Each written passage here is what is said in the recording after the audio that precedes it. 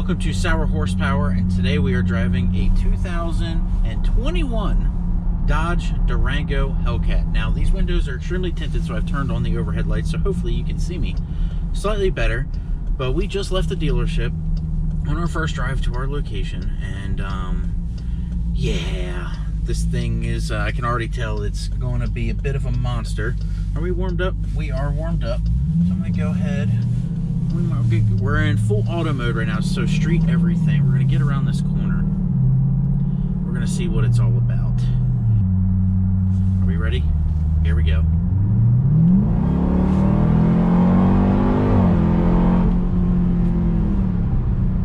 Durango should not move like that. Nope. Durango should not move like that. Oh, that's funny. Oh, that's funny. Okay, so a couple things. These are literally my initial thoughts. I've been driving this car for about 30 seconds. It's not as loud as I thought it'd be, but then again, the exhaust is about 15 feet behind us right now. And then supercharger whine is not as prevalent as it is on other Hellcat models, but it's definitely not slow. So there's that. So everything, like I said, we're in full street mode right now. We're going to go over some of our traditional bumps that we hit on the channel here when I'm doing car reviews and see how it soaks them up.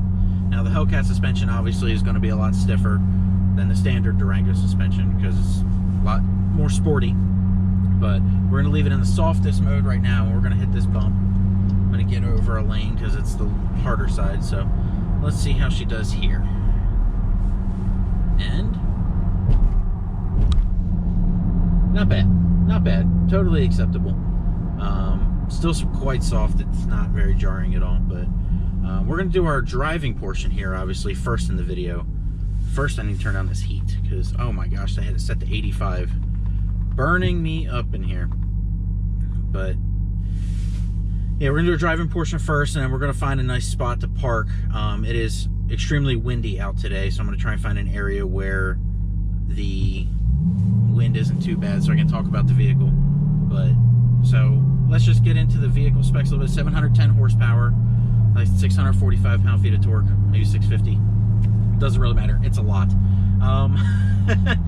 The cool thing that they did on the Durango compared to, say, the Trackhawk is they made the torque come in a little bit sooner than they did on the Trackhawk, so it actually is faster than the Trackhawk. I know a couple of other channels and stuff have done some drag racing videos comparing the two, but this is the Hellcat Durango is actually faster than the Trackhawk, even though it has a bit of a weight penalty for being a slightly bigger vehicle. Obviously, this comes with all of the new tech and everything for the Durangos. The 10.1-inch screen, I believe it is, here in the middle. We'll go over all that when we park, but interior is very nice. This does have the upgraded interior, so you get the suede headliner, you get some like forged carbon pieces here, and some extra stitching and leather wrapping here on the dash, so it's all very, very nice. But we are going to go here. There's some little bit of twists up here. Even in street mode, the steering is very or the throttle is very responsive, so it takes a bit of an adjustment. But we'll get up here. I'll pop it probably into sport mode to take it around some of these little twistier parts, and then we'll do a launch control, of course. But one cool thing that they did, so there's track mode, of course, sport, auto, which we're in right now, and then snow and tow, and then a custom mode. So you have 6 different available modes for your Hellcat Durango. When you go up to sport and track, it actually changes the power split, I guess, between the front and the rear wheels. So obviously, the higher you go up into sport and track, I think it puts more power to the wheels. I know for compared to street and sport, it definitely does. I think track, I'm gonna have to correct myself here on the bottom of the screen, but I think track might actually bring it back towards the front. But yeah, I'll correct myself here on the screen. But we do have a snow mode, which I'm assuming will probably make the throttle a lot less responsive, so that way you're not, spinning the wheels in the snow. And we do have a tow mode as well. towing on this vehicle should be about over 8,000 pounds. If it's comparable to the regular SRT Durango, it should be about 8,700 pounds. But we shall see. This person here just took the circle in front of me. So the throttle is a little weird in the street mode. There's a little bit of a dead pedal on the initial hit, but then it like comes on really strong. So that's something that I'm not sure I'm a fan of. I'm sure in sport and track mode, it obviously change the throttle, but probably make it even more aggressive, but we will test that out here soon. Unfortunately, we're stuck behind a UPS van at the moment, but let's go on. I'm gonna hit some of these roads and then we will do a launch control, of course, because that's why everybody buys something like this. All-wheel drive, Hellcat motor, launch control. We'll get to that and then we'll stop and pull over and take a look around the rest of the vehicle.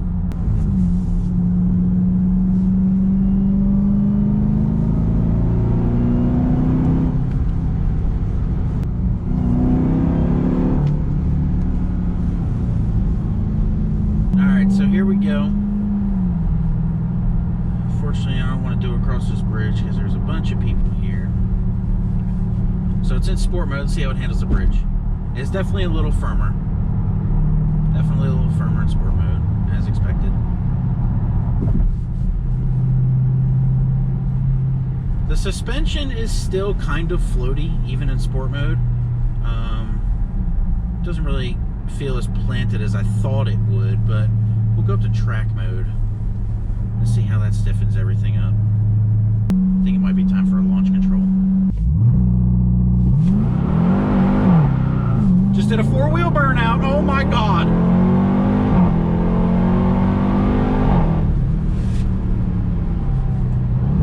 Now the grounds are wet. Oh my Lord. Oh my Lord. That is insane.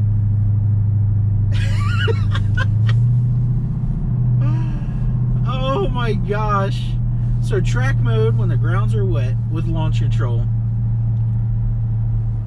Four-wheel burnout. Okay. That is wild. Oh my gosh, I'm kind of speechless. Sport mode again.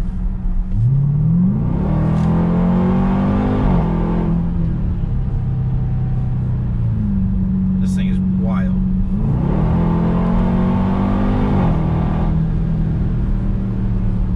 A vehicle like this should not move this fast. Check the turning circle. Actually, not bad. Turning circle, not terrible. Not great, but not bad. Get back on the road here. So this is sort of the great thing about this car, is that before, when you wanted Hellcat power, they were only rear-wheel drive, except the Trackhawk. But now with all-wheel drive, you just floor it. It just goes. Woo! Man, okay. This is real good. All right, everyone, so while I have a gap between wind gusts here, let's just go ahead and look over the front. So some of the differences between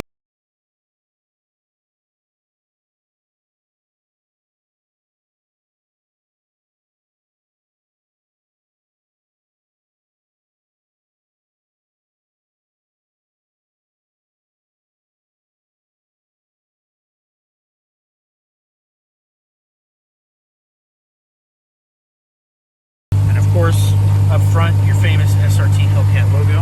So here's the rims. The same style rims as the standard, but they are painted black for the black pack, which gives you the black rims, black mirrors, and then all of the black badges on the front, and then all the way around here on the back, as you see there. Even up here, the Dodge is blacked out. One thing that is different here, even though it's four-wheel drive, they don't put the traditional little 4 logo on this back for the Dodge four-wheel drive system. And since we're here at the back, here's the performance spoiler that comes on the SRT Durango and the SRT Hellcat Durango. So as you can see, a lot more pronounced little lip there. The stripes do carry all the way over the top, all the way to the back.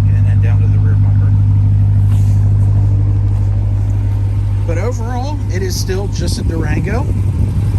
Just a little bit of furniture on the outside there with the badge to show that it's a little bit different, and of course the splitter like we talked about. But honestly, driving down the road, most people wouldn't even know that this is a Hellcat unless they really know what that badge is or hear the massive supercharger and massive grill coming in the back. So let's go ahead and get an exhaust clip here real quick.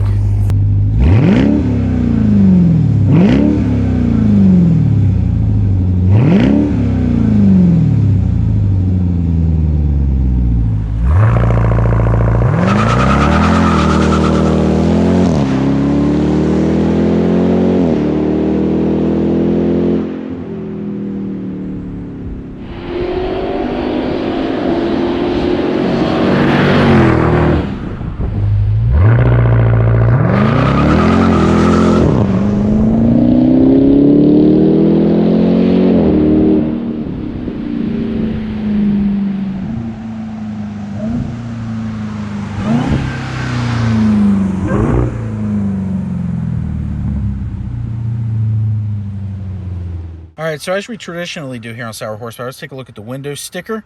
So base price on the Hellcat Durango was $81,000. Here we have the white knuckle with the black and demonic red interior. Very, very nice. 6.2 liter supercharged Hemi V8, of course. And then here's all of the standard equipment. The options on this vehicle, quite a lot of options here. So almost maybe fully spec'd out. We have the high-performance Laguna leather seats, so that comes with the red. So as you can see, full leather.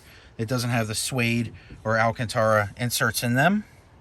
We have the technology group, so that gives you your lane keep, your adaptive cruise control, and the such. The black package, which we already talked about. Trailer tow group, premium interior group, which we talked about in the driving video. The red seat belts to match the red seats, as you can see over there. And then the second row console, and the stripes, and the upgraded sound system, and then of course the blind spot cross path detection, which is included as part of the technology group. So let's go ahead, take a look around here. Earlier I mentioned that it did have the forged carbon as part of the premium group. This is going to be your forged carbon here. You also have it in the center console right there next to your wireless charger. Of course, a 10.1-inch touch screen. All of your climate controls and everything down there with the hard buttons. And then part of the premium group was also the stitching up here with the nicer leather, whereas if you don't get the premium interior group, this is more of just a padded dash. It still looks nice, but you get the nice extra stitching here with the premium group, which also gives you the, well, let's see if I can find it here, the suede headliner. See if you guys can see that. These windows are extremely tinted. It might not look like it there, but the windows are extremely tinted on this vehicle. As you can see, you can't even see inside. So bear with me for the light. This here, back seat. Let's see if I fit. Plenty of room here. Center console here. Oh, that's it. I knew there was more. So, some cup holders and the such. Your heated seats and power plugs and everything back here, plus the vents for the passengers. This one does have a WeatherTech floor mat here, but as you can see, there is the third row of seats right there. This didn't have the lightweight option group, which deleted the third row seat. But yeah, plenty of storage room back there, as you can see, and it's really nice to have the lights back there as well that illuminate pretty well. Overall, a pretty standard Durango interior. Now it's on the higher end of the Durango interiors, but aside from the Hellcat appointments on the seats and everything like that, it's pretty standard stuff. Still very nice. So let's go ahead, get back on the road here, do my final thoughts, and just enjoy this car some more. So yeah, maybe one more launch control. All right, here we go. We're heading back. Whew. This car is absolutely exhilarating to drive. Let's see if we can get a little note out of it up here. We'll roll the window down. Man, a Durango should not be this fast, but it is, and it's fantastic. All right, I think we got a little straightaway up here. Let's push it in the corner here. It does handle. Now, you definitely notice it's big, but even with the window down, the supercharger's not. Let's try it.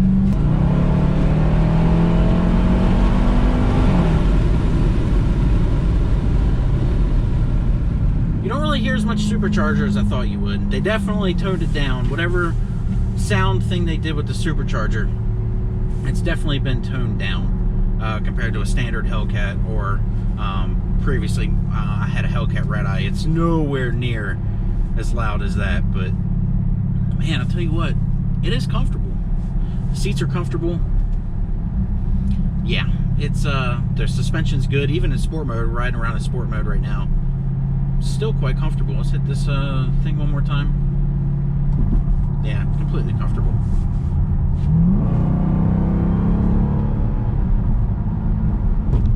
Yeah, even in sport mode, it's completely good. It does feel a little bit floaty, which at the speed that this thing can carry is slightly worrisome.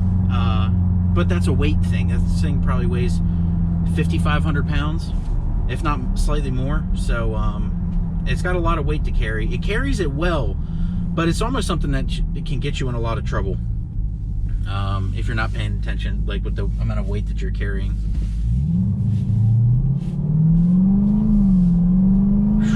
But overall, this has been an absolute amazing experience. Big thank you to Heritage Chrysler Dodge Jeep Ram of Owings Mills, Maryland, for allowing me to test drive this vehicle today.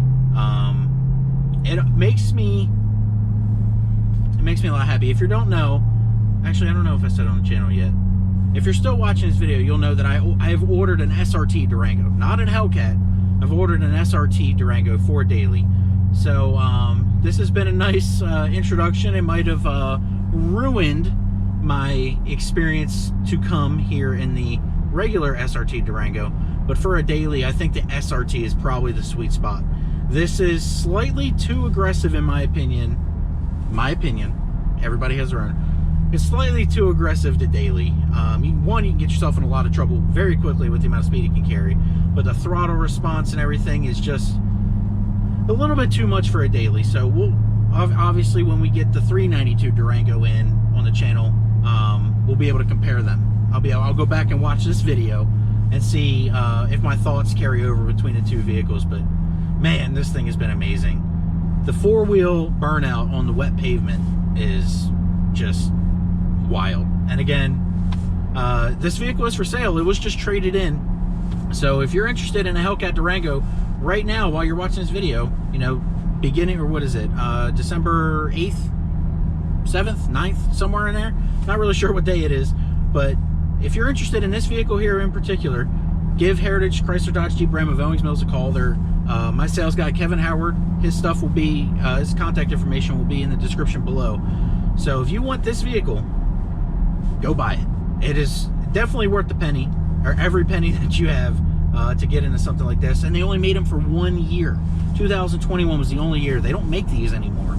So future collectability probably going to go up, especially with all the Hellcats disappearing here in the next few years. But to stop from rambling on, we're going to end this video off. If you enjoyed it, give me a like. Comment below your thoughts on the Hellcat Durango and the video. And I will see you guys in the next one. Make sure you subscribe for more everything content. Anything Mopar, we got it here on the channel. So if you enjoyed it, like, comment, subscribe, and I'll see you guys in the next one. Take care. Have a great day.